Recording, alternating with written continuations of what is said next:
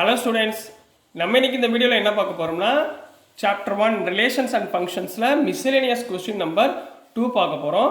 Question number 2ல் என்ன இருக்குன்னா, show that the function F from R to R given by F of X equal to X cube is injective அப்படின்னு கேட்டுக்காங்க. இன்ஜெக்டிவ்னா என்ன அர்த்தம்? Injective அப்படின்னா என்ன அர்த்தம்? 1 1. இன்ஜெக்டிவ்னா 1 1 அர்த்தம். சர்ஜெக்டிவ்னா என்ன அர்த்தம்? உங்களுக்கு ஏற்கனவே நிறையா சொல்லி கொடுத்துருக்கேன். சர்ஜெக்டிவ்னா ஆன் டூன்னு அர்த்தம். இது ரெண்டையுமே சேர்ந்து வர்றதுக்கு பேர் என்ன? பைஜெக்டிவ். இது ரெண்டுமே சேர்ந்து வர்றதுக்கு பேர் பைஜெக்டிவ். இதை ஞாபகத்தில் வச்சுக்கோங்க, ரைட்டுங்களா? இப்போ முதல் கிவனை என்ன கொடுத்துருக்காங்களோ அதை அழகாக எழுதுங்க. 1 1 மட்டும் சொன்னால் போதும், சரிங்களா? அதுதான் இன்ஜெக்டிவ். கிவன் ஒரு மேப்பிங் கொடுத்துருக்காங்கம்மா, F from real numbers to real numbers and F of X equal என்ன கொடுத்துருக்காங்க? எக்ஸ் கியூப்னு கொடுத்துருக்காங்க. நீங்கள் முதல் எடுத்த உடனே ஒரு ஆரோ டயக்ராம் போட்டுக்கோங்க. இது ஈஸி தான், சரிங்களா? ஜஸ்டிஃபையும் பண்ணிடலாம். சரி, மிஸ்செலேனியஸ் கொஸ்டினில் நான் ரெண்டையுமே இதில் சொல்லி கொடுத்துட்றேன்.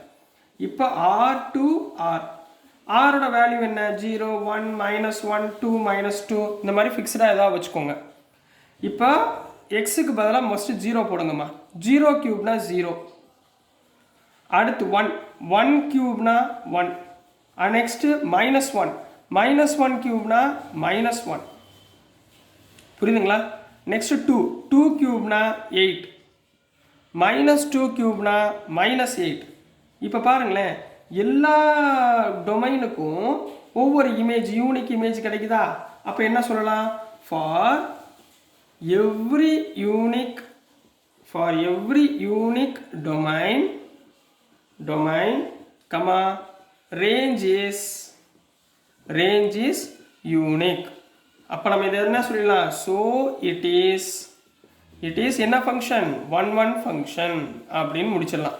இது 1, சரிங்களா? பட் இங்கே மிஸ்செலேனியஸ் கொஸ்டின்ஸ் கொடுத்துருந்ததுனால கொஞ்சம் இம்பார்ட்டண்ட்டாக நான் திருப்பி என்ன பண்ணுறேன், உங்களுக்கு x1 x2 வச்சு சொல்லி கொடுத்துருக்கேன்னா அதையும் பண்ணுறேன், சரிங்களா? Let take two values of x1 and x2, சரிங்களா? இப்போ முதல் என்ன சொல்லணும்? f of x1 equal to என்ன வரும்? x1 cube, comma f of x2 equal to என்ன வரும்? x2 cube. நான் என்ன சொல்லணும்? f of x equal to f of y அப்படின்னு எடுத்துக்கணும். f of x equal to f of y னா என்ன அர்த்தம்? x1 cube equal to x2 cube போட்டுக்கலாங்களா?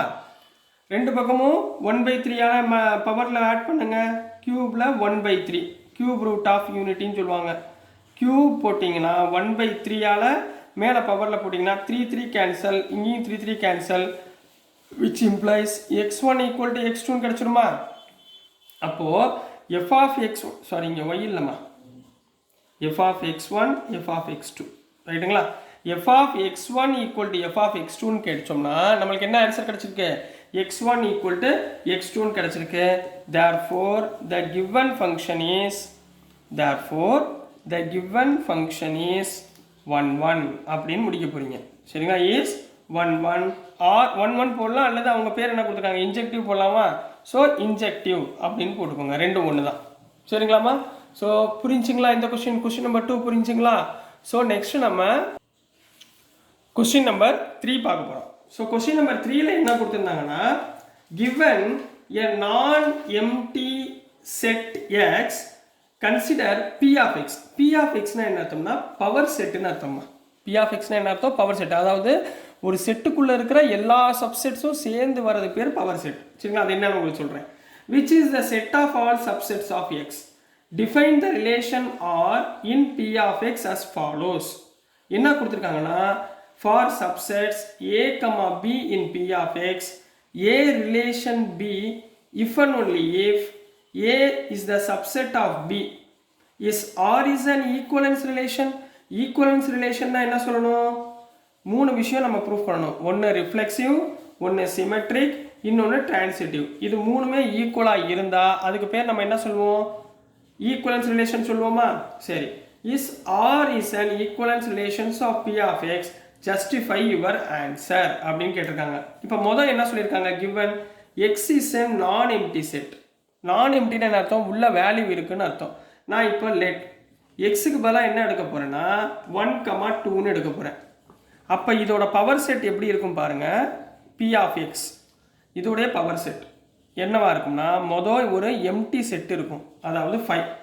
அதுக்கப்புறம் இதோடைய சிங்கிள்டன் செட்னா 1 2 இது சிங்கிள்டன், அப்புறம் டபுள் 1 2 இதையெல்லாம் சேர்த்தா தான் பவர் செட். இப்போ 2 நம்பருக்கு இது புரிஞ்சுங்களாமா? இதுக்கு பேர் தான் பவர் செட் அப்படின்னு சொல்லி சொல்லுவாங்க. இன்னொன்று என்ன கொடுத்துருக்காங்க, given A is subset of B.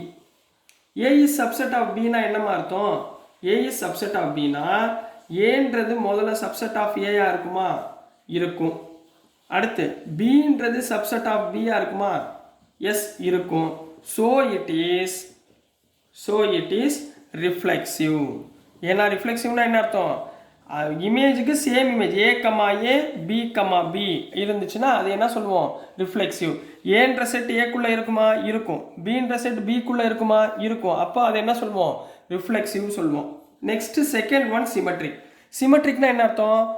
AB is belongs to R which implies B A மாற்றி போட்டாலும் அதுக்குள்ளே இருக்கணும். இப்போ பாருங்கள், இப்போ ஏ வந்து பிக்குள்ளே இருக்குன்னு அர்த்தம்னு வச்சுக்கோங்களேன். ஏ இஸ் சப்செட் ஆஃப் பி, ரைட்டுங்களா? தென் இதை மாற்றி போட்டால் பி இஸ் சப்செட் ஆஃப் ஏயா இருக்குமா? கண்டிப்பாக இருக்காது. ஏன்? ஏயை விட பி பெருசு. அப்போ என்னவா இருக்காது? பி வந்து ஏயை விட சின்னதாக இருக்காது. So it is not symmetric.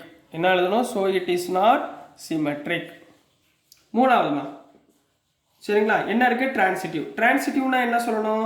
Let A வந்து பிக்குள்ளே இருக்குன்னு வச்சுக்கோங்க. அடுத்து இங்கே வந்து ஏமா சப்செட்டாக எடுக்கிறீங்க சார், நீங்கள் ஏ பி அப்படி போடலாம்ல. இங்கே கிவனே இந்த மாதிரி தான் கொடுத்துருக்காங்க, சப்செட்டில் கொடுத்துருக்காங்க. ஸோ நம்ம ரிஃப்ளெக்சிவ் சிமெட்ரிக்கை நம்ம சப்செட்டில் தான் போடணும். சரிங்களா? நான் பழசு உங்களுக்கு எக்ஸசைஸில் சொல்லி கொடுத்த மாதிரி ஏ பின்னு போடக்கூடாது. சரிங்களாம்மா? நீங்கள் இந்த மாதிரி சப்செட்டில் தான் போடணும். ஏன்னா கொடுத்துருக்கதே அப்படி தான் கொடுத்துருக்காங்க. எப்படி கொடுத்துருக்காங்களோ அந்த மாதிரி தான் ப்ரெசென்ட் பண்ணணும். சரிங்களா? இப்போது ஏ இஸ் சப்செட் ஆஃப் பி. அடுத்து எலிமெண்ட் எடுத்துக்கிறேன். பி இஸ் சப்செட் ஆஃப் சின்னு எடுத்துக்கிறேன். அதாவது ஏயை விட பி பெருசு, பியை விட சி பெருசு. Then A is subset of சியா? Yes, correct. ஏயை விட பி பெருசு, பியை விட சி பெருசு. அப்போ ஏ சிக்குள்ளே இருக்குமா? இருக்கும். ஏ இஸ் சப்செட் ஆஃப் சி. தென் ஏமா 2 சப்செட் இல்லைம்மா, இது சி. சரிங்களா? இது சி ஞாபகத்தில் வச்சுக்கோங்க. Subset of C. Then it is என்ன சொல்லிடலாம்? Transitive. Then it is transitive. Clear? அப்போது மூணுமே இருந்தால் தான் அதை ஈக்குவலன்ஸ் ரிலேஷன். இப்போ இங்கே என்ன வரல பாருங்கள், சிமெட்ரிக் வரல. So it is not equivalence relation. என்ன சொல்லிடலாம்? So it is not equivalence relation அப்படின்னு முடிக்க போகிறீங்க. கொஸ்டின் நம்பர் 3 புரிஞ்சுங்களா? நெக்ஸ்ட் நம்ம கொஸ்டின் நம்பர் 4க்குள்ளே போயிடலாம். சரிங்களா கண்ணா? ஸோ நெக்ஸ்ட்டு கொஸ்டின் நம்பர் 4 போக போகிறோம்.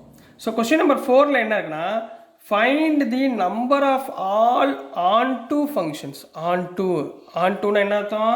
Every image has a preimage. அதாவது F of X equal to Y. அதாவது கோடொமைனில் இருக்கிறது எல்லாமே எதில் இருக்கணும்? ரேஞ்சில் இருக்கணும். ரைட்டுங்களா? From the set 1 to n to itself.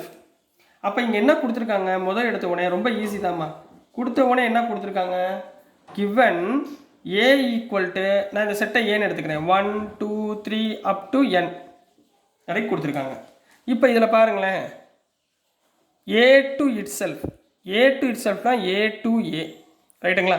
இப்போ நான் இங்கே 1 2 3 அப் டு n வரைக்கும் போட்டேன்னா இங்கேயும் நான் என்ன பண்ணுவேன்? 1 2 3 அப் டு n வரைக்கும் போடுவேன்னா இந்த எண்ணுக்கு மேல் நம்பர் என்ன இருக்கும்? n-1. இங்கேயும் என்ன இருக்கும்? n-1. இப்போ பாருங்கள், ஏன்றது இந்த செட்டு 1 2 3 அப் டு n. இதே தான் இங்கே என்னவாக இருக்கும்? ரேஞ்சாக இருக்கும். இதே தான் என்னவாக இருக்கும்? ரேஞ்சாக இருக்கும். ரைட்டுங்களா? யூனிக் டொமைனாக இருக்குங்களா? அப்போது கோடொமைனும் ரேஞ்சும் என்னவாக இருக்கணும்?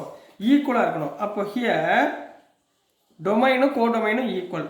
அப்போ டொமைன் என்னவா இருக்குமா? ரிவர்ஸில் எழுதுங்க.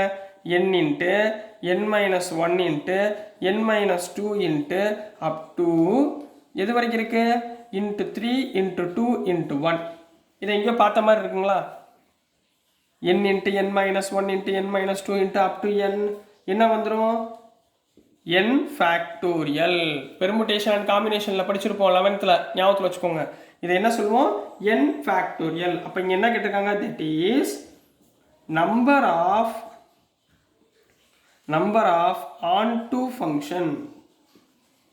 function is equal to number of terms is equal to என்ன வரும்? n factorial. அப்போ ஆன்சர் இஸ் n ஃபேக்டோரியல்மா. இதுதான் கொஸ்டின் நம்பர் 4க்குரிய ஆன்சர் கண்ணா. ஸோ டியர் ஸ்டூடெண்ட்ஸ், நான் அனுப்புகிற வீடியோஸ் உங்களுக்கு புரிஞ்சதுன்னா பிடிச்சதுன்னா மறந்துடாமல் லைக் பண்ணுங்கள், ஷேர் பண்ணுங்கள், மறக்காமல் சப்ஸ்கிரைப் பண்ணி சப்போர்ட் பண்ணுங்கள் ஸ்டூடெண்ட்ஸ். தேங்க்யூ.